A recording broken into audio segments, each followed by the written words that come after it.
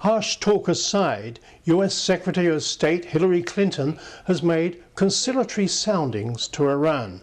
While media talk is of war, and while there's much distrust between the United States and Iran, an accommodation is not out of the question.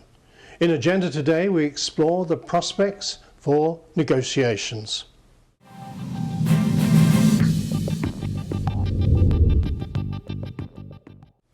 I'm Colin Chapman, and joining me is Stratfor founder George Friedman. George, Iran has been strengthened by China and Russia's veto of the UN resolution. If the Assad regime were to fall, and of course it's a big if, that would damage Tehran, but still leave it with options to get what it wants. Well, the Iranians have several options. Their key goal, which is to dominate Iraq, I think is in their hands. That, on a scale of 1 to 10, is at 11. Syria is a nice to have, 3 or 4. But the way things are working out in Syria, we're still seeing the fact that the opposition cannot coalesce. There's substantial opposition to the Assad regime, but at the same time, its opposition is split. And when we take a look at Assad's military, it hasn't split. It hasn't caved in. The veto by the Russians and the Chinese obviously strengthen Assad's position domestically, because the people inside the country are looking outside to see if the United Nations or someone else is going to act. And it's seeing that there's no action going to be possible, it to some extent just makes it more likely that Assad will survive. And that even if Assad doesn't survive, and that's possible as an individual, he may leave, be killed, what have you, the regime that supports him, that is the military, the business elite, and so on, they'll continue in power. In that case, Iran is in a really strong position. So when you take a look at the board from Iran's point of view, they have the United States declining as a power in the region, themselves expanding as a power, and the worst threat they face is the possibility of an Israeli airstrike against their nuclear weapons, in which case they lose something they don't yet have anyway, and it doesn't change the basic configuration. So from the Iranian point of view, they're certainly heartened by the veto, but equally by the events inside of Syria.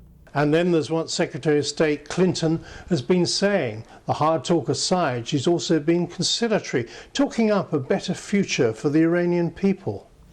Secretary of State Clinton has suggested reaching out to the Iranians. The president, apparently, in a letter that was sent to the Iranians, or the message that was accompanying it, suggested some sort of negotiations. The Americans are clearly reaching out. There's a good cop, bad cop situation developing where the Israelis are very publicly threatening war, whereas simultaneously President Obama said he prefers diplomacy, and the Americans are reaching out to them. The question would be twofold. Are the Iranians really interested in talks? Why would they want to have talks in a situation they're doing pretty well? And the second question is, what kind of agreement could be reached? The answer to the first question is the Iranians are afraid of the Americans. They regard the United States as unpredictable, crazy even, very prone to suddenly switch its policies, and very powerful. They don't know that the United States is not going to wind up threatening them. And they could possibly get the things they want through a negotiation. The second issue is what kind of agreement could be reached. Well, what the Iranians want is the dominant position in the Persian Gulf. And they want a different distribution of the financial benefits of oil in the region. This would call for the United States shifting its relationship from Saudi Arabia to Iran, and that's very difficult for the United States to do. Nevertheless, I mean, that would be the basis of the negotiation. It is possible. Whether it would lead to success is unknown, but the other alternatives are Iran reaching its goals of having a sphere of influence from the Mediterranean to Afghanistan without having to make any deal with the United States.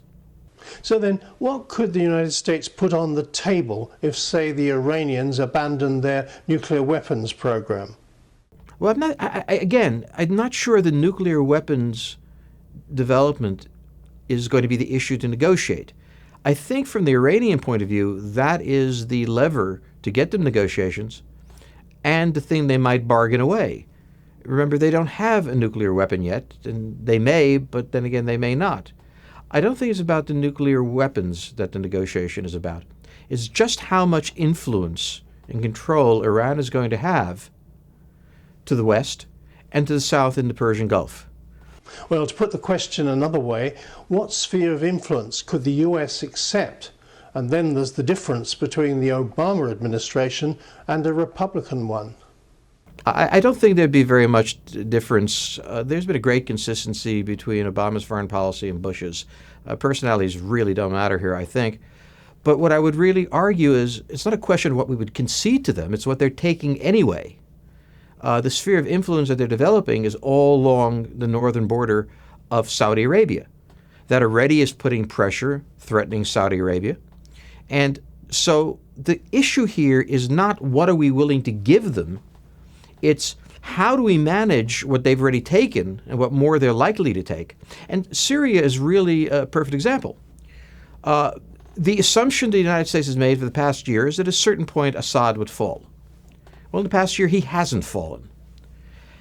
The assumption is that surely he must at some point topple. Well, perhaps, but the United States doesn't know that. In the meantime, if he survives as essentially a satellite of the Iranians, isolated by everyone else. That's all they have. The problem the United States has is not whether it's going to give the Iranians Syria. Syria may be taken by the Iranians anyway. And there's the problem, which is if you put it, what can the United States give them? The Iranians will come back and say, why don't we just not negotiate? We'll take it anyway. The American interest is not in blocking the Iranians, but reaching an accommodation with a reality that we can live with. The alternative the United States has is, of course, war. And the United States, having just completed one war, we assume ending another war in Afghanistan, is not about to take on a power that's substantially greater than either of them, 80 million population, extremely difficult terrain, with an army and with a military force that it's cutting fairly substantially. So it doesn't have the military option, and it doesn't have many of the levers it had before. And so the real question is not what the U.S. is willing to give up. It's almost the opposite. What are the Iranians willing to settle for? There'd have to be a guarantee about the flow of oil. Well, that would absolutely be the fundamental thing. The Iranians guaranteeing that they would not interfere with the flow of oil. But of course, the Iranians are very happy to guarantee that. If they're in a dominant position, they have no desire to stop the flow. They want to make the money off the flow. But the Iranians are going to ask for other things. The removal of U.S. forces from the Persian Gulf, or at least a substantial reduction. A different relationship with Saudi Arabia, in which the Iranians are the dominant power. There's all sorts of things that the Iranians want, and the danger is that the Iranians may feel they can achieve these things without negotiations, and that's the thing to be explored.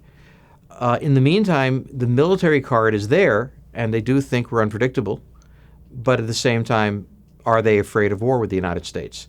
To some extent they are, and that's the lever we have. A lever the United States may not want to use. The future of Iran is, of course, on everyone's agenda. From George and I, thanks for being with us. Goodbye.